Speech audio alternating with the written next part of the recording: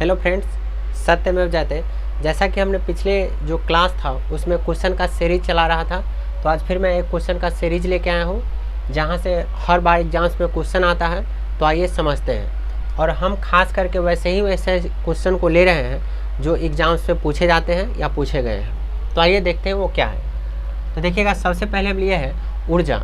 क्या चीज़ को लिए हैं? ऊर्जा को लिए हैं, जिसको हम लोग बोलते हैं एनर्जी। एनर्जी मीन्स क्या होता है? ऊर्जा। तो ऊर्जा क्या होता है? तो हम बोलेंगे कार्य करने की क्षमता को क्या कहते हैं? ऊर्जा कहते हैं। कार्य करने की क्षमता को, किसको? कार्य करने की क्षमता को क्या कहते हैं? ऊर्जा कहते हैं। अब इसका एसआई मात्रक पूछता है एग्जाम्स में, तो इसका एसआई मात्रक क्या होता है? तो जूल होता है। इसका एसआई मात्रक क्या होता है? जूल होता है। क्या होता है? जूल। इसका एसआई मात्रक जूल होता है। ठीक है, तो ये दो डाटा यहाँ से याद रखेंगे आप। क्या क्या?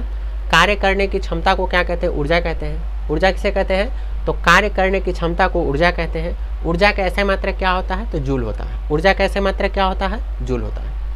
अब हम समझते हैं गतिज ऊर्जा। कहने का मतलब होता है काइनेटिक एनर्जी। काइनेटिक एनर्जी किसे कहेंगे?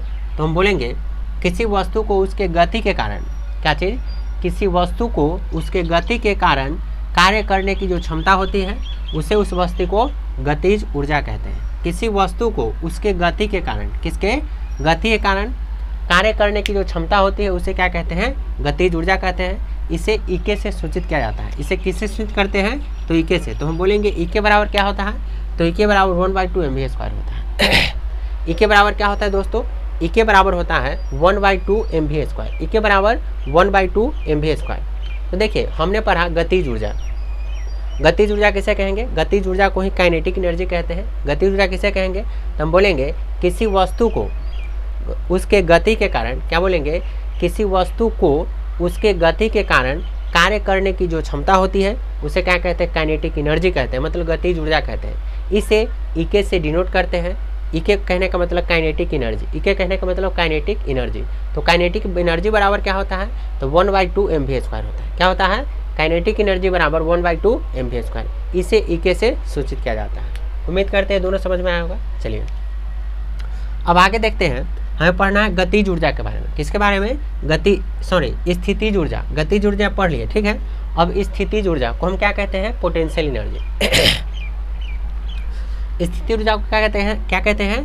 पोटेंशियल एनर्जी कहते हैं। तो पोटेंशियल एनर्जी किसे कहेंगे? तो हम बोलेंगे किसी वस्तु की उसकी स्थिति या आकृति, किसी वस्तु की उसकी स्थिति या आकृति में परिवर्तन के कारण, क्या चीज? परिवर्तन के कारण जो कार्य करने की क्षमता होती है उसे उस वस्तु की स्थितिज ऊर्जा कहते हैं। इसे किसे सूचित करते हैं? तो ईपी से सूचित किया जाता है। ईपी बराबर क्या होता है? तो mgh होता है। ईपी बराबर क्या होता है? mgh। तो हम क्या बोलेंगे? किसी वस्तु की उसकी स्थिति के कारण, क्या बोलेंगे? स्थिति या आकृति के कारण किसी वस्तु की स्थिति या आकृति के कारण कार्य करने की जो क्षमता होती है, कार्य करने की जो स्थिति में परिवर्तन करने के, क्या होती है? देखिएगा, किसी वस्तु की उसकी स्थिति या आकृति में परिवर्तन के कारण जो कार्य करने की क्षमता होती है, किसमें? परिवर्तन के कारण जो कार्य करने की क्षमता होती है उसे उस वस्तु की स्थितिज ऊर्जा कहते हैं। फिर से समझिएगा, स्थितिज ऊर्जा या पोटेंशियल एनर्जी किसे कहते हैं?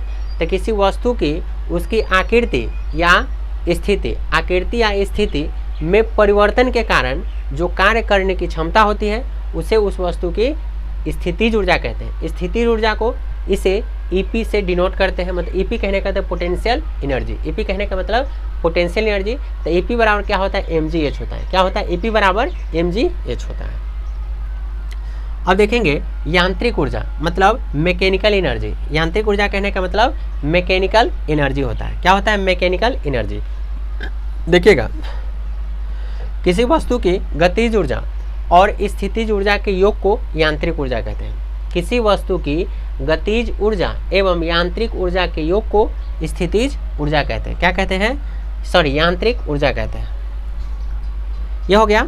तो ये हमने 1 2 3 4 यानी कि 4 डिफिनेशंस पढ़े, जो उम्मीद करते हैं आपको पूरा समझ में आया होगा अच्छे तरीके से।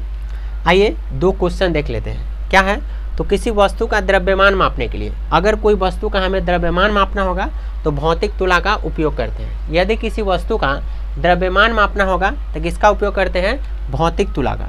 यदि कोई वस्तु का मुझे द्रव्यमान मापना होगा तो हम भौतिक तुलना का यानी कि फिजिकल बैलेंस का यूज करते हैं।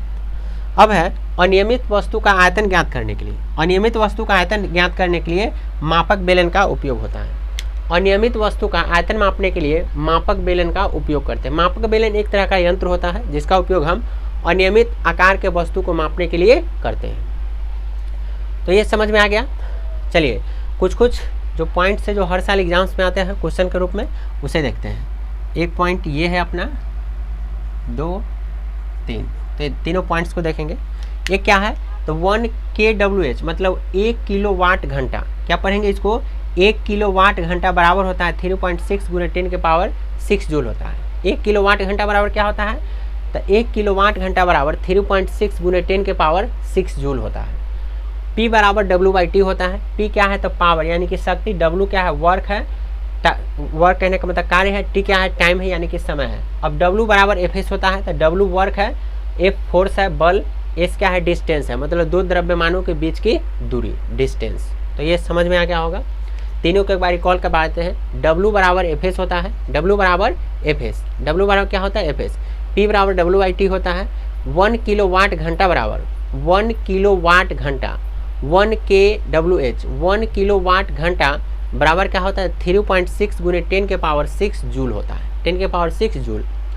काइनेटिक एनर्जी बराबर Ke बराबर क्या होता है, 1/2 mv² होता है। पोटेंशियल एनर्जी Ep बराबर क्या होता है, Ep बराबर पोटेंशियल एनर्जी बराबर क्या होता है, तो mgh होता है। क्या होता है, mgh। तो सारे फॉर्मूले को हम देख लिए, ठीक है। उम्मीद करते हैं आपको ये समझ में आया होगा।